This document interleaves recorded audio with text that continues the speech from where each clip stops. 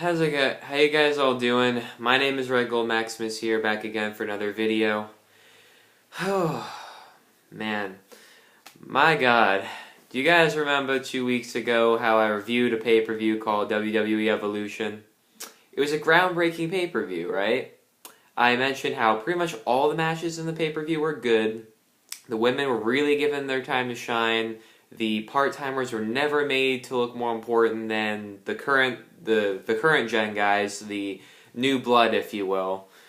And it was just an all-around great pay-per-view. I had nothing bad to say about it, really, except that there was a couple botches in some of the matches. I gave that pay-per-view a huge yay. Unfortunately, with this yay and nay okay, we're looking at Crown Jewel, a pay-per-view that I had hopes for, but unfortunately was the exact opposite of Evolution. Now, I gotta warn you guys real quick that there's gonna be some swearing. I can't not swear when I'm reviewing a pay-per-view this crappy. So be warned to get your children out of the room if they're watching this video, because I'm not gonna hold back. This pay-per-view really pissed me off. So here I go. What the hell was Crown Jewel, guys? What was it? It killed my love for WWE. I actually am no longer watching WWE because of this pay-per-view. That's how damn bad it is. I don't even feel like going about it match by match because this pay-per-view just pissed me off so much that I don't think it's deserving of that time. I just want to get this over with. It's not even fun talking about this pay-per-view. It's not even fun really ranting about this pay-per-view because it's just so damn bad. I was already having a particularly bad day when this pay-per-view took place, and I was really hoping it would detract from what was going on. I was really hoping it would make me feel happy, but it didn't. It made me more pissed off. It was a really bad day for me. Really, really bad day. And Crown Jewel is the only thing that could have made me happier that day. My girlfriend couldn't come over to make me feel better. So, Crown Jewel is the only thing that day that could have made me happy. And it was terrible. I know that's a lot of pressure to put on a pay-per-view that a lot of people thought was going to be terrible. Especially because it was in Saudi Arabia, a country that's kind of in a, let's say, a crisis right now politically. Because of that stuff with the journalist whose name I can't pronounce. And I don't really want to get into it. I'm not really big on politics. So, I was going into this pay-per-view with a mighty open mind. And lo and behold, I shouldn't have because I was very disappointed. I was really hoping this pay-per-view would be leaps and bounds better than Greatest Royal Rumble. Because Greatest Royal Rumble was just testing the boundaries, right?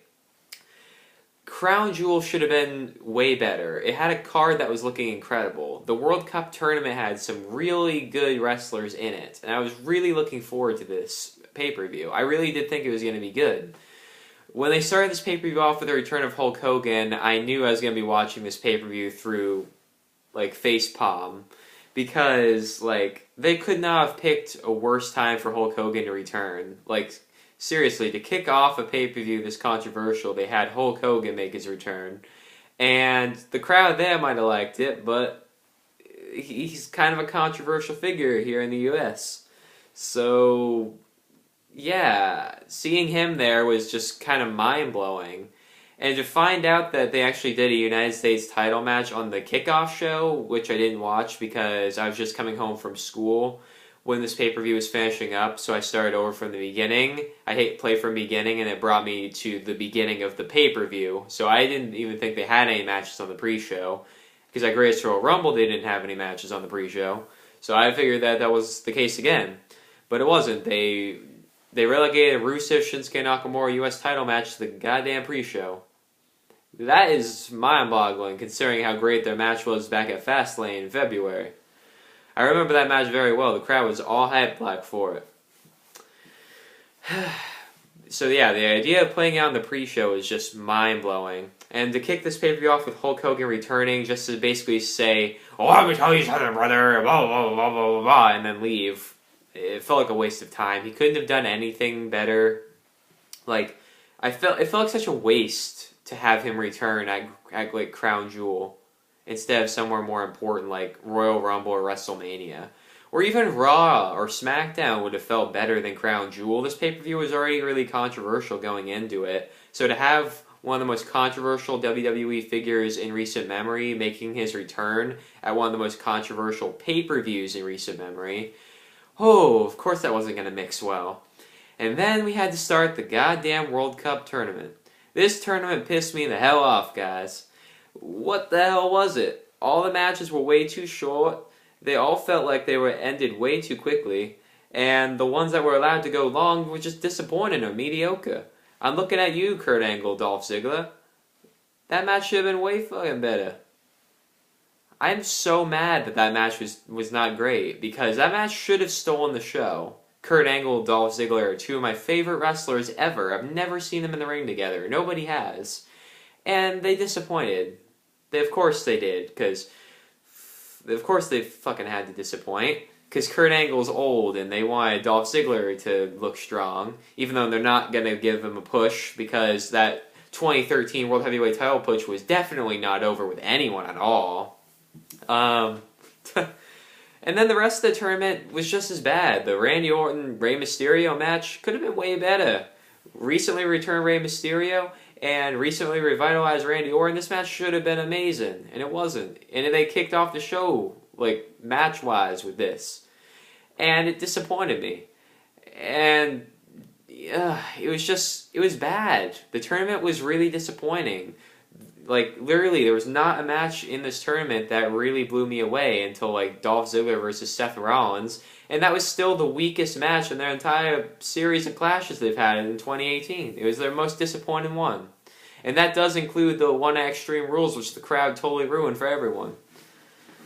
So, all in all, it was just really lame. And then, for some reason, they decided to basically take a break from the tournament so that they could do a SmackDown Tag Team title match. I understand kind of why they did it, because they wanted to give Dolph Ziggler time to recuperate before his final with The Miz, which I'll get to later. The SmackDown Tag Team title match between The New Day and The Bar, in my opinion, was the best match on the main card. I did go back and see the US title match on the pre-show, and it was, in my opinion, the best match on the show. But if I'm going off just the main card, it would have to be the SmackDown Tag Team title encounter. Everyone was made to look really strong, like, in this match. So I was really into it, and The Bar retained, which was good. So that's the only match on this pay-per-view I'm going to truly give a yay to. Because then we go right back into the tournament, and the tournament ends in the finals between The Miz and Dolph Ziggler. A lot of people were really mad that the tournament was going to end with these two, because, like, people were really hoping somebody like Seth Rollins is going to win this. For some reason, everyone thought Seth Rollins was going to win this tournament. I knew going into it he wasn't going to win. I figured Dean Ambrose was going to cost him or something, but I knew he wasn't going to win. All in all, though, he did not make it to the finals. It was The Miz and Dolph Ziggler who made it to the finals. And this is where the bullshit starts. Besides the mediocre matches, I was okay with the pay-per-view so far. It wasn't the worst thing ever until this match. This match, like, I cannot believe a match like this was greenlit to happen in 2018.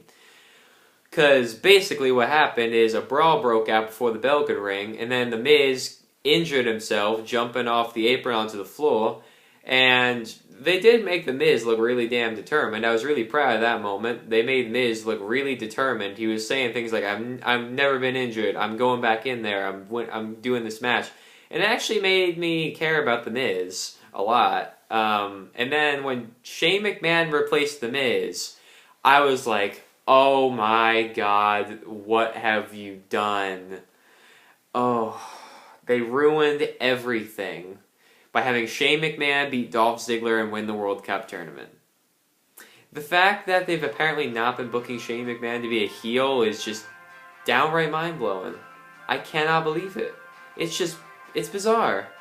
Sorry, my phone's ringing in the background. I'm not going to answer it right now, but my god, man. Why would they end the tournament this way? This match should have lived up to the hype. The Miz and Dolph Ziggler, two of the best heels in WWE today, going at it in a match. Either one of those two guys definitely could have used the victory. Actually, any of the 8 guys in this match really could have used this win. and they gave it to Shane McMahon. Why? Why would you do that? Either way, that gets a huge thumbs down, that victory. It's one of the worst wrestling moments I've ever had the misfortune of watching. I'm so mad right now. Or I was really mad back then. I was actually yelling at the TV screen, I hope that you get bought out by New Japan, you fucking pricks. I was actually yelling that at the screen as I was watching it. That's how mad it made me. And then the rest of the card didn't really do much to make up for it, because then we go into the Universal title match between Brock Lesnar and Braun Strowman. When Baron Corbin was at ringside for this match, I was like, that's kind of weird. And when he rose up the title, I kind of expected him to do some shenanigans. But I didn't think it was going to cost Strowman the damn match. He hit him in the back of the head with the title belt once, and that was enough.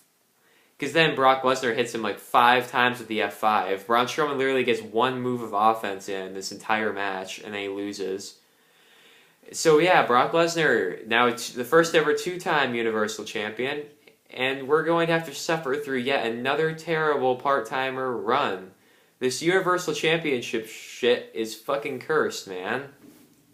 I can't stand this belt, and I can't stand everything that surrounded it.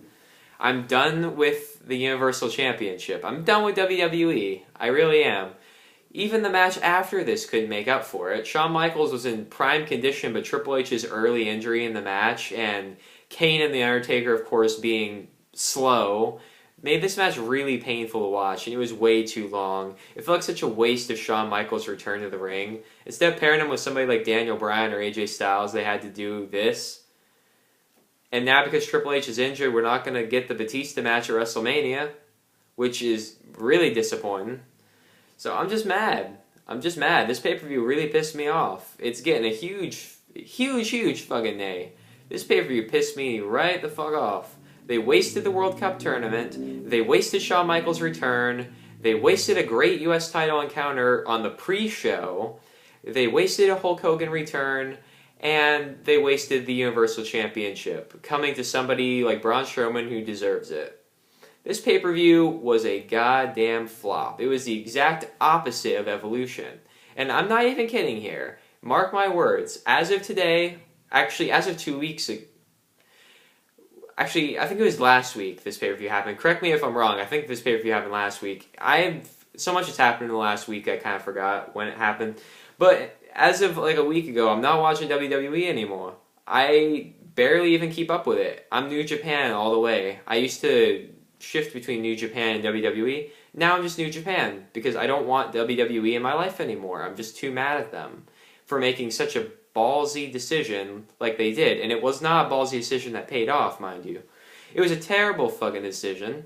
This pay-per-view gets a huge nay, and I'm never watching WWE again. Unless Triple H takes over entirely, because then that shit will get better. But for now, I'm done with WWE, I'm done with the McMahons, and I don't want to watch the show again as long as Vince McMahon is in charge. So, goodbye WWE. From now on, as of this video, the Yay, Nay, or Okay series is going to focus on movies, because I don't want to review WWE pay-per-views anymore. I'm done with them. I've canceled my subscription to the WWE Network. I'm done with WWE. Goodbye, everybody. I hope you enjoyed the 3 episodes of Yay, Nay, or Okay on WWE. Don't expect me to do any more of them. Next time I see you, I'll be doing a movie review. So, see you guys, everybody. Have a wonderful night, and peace out.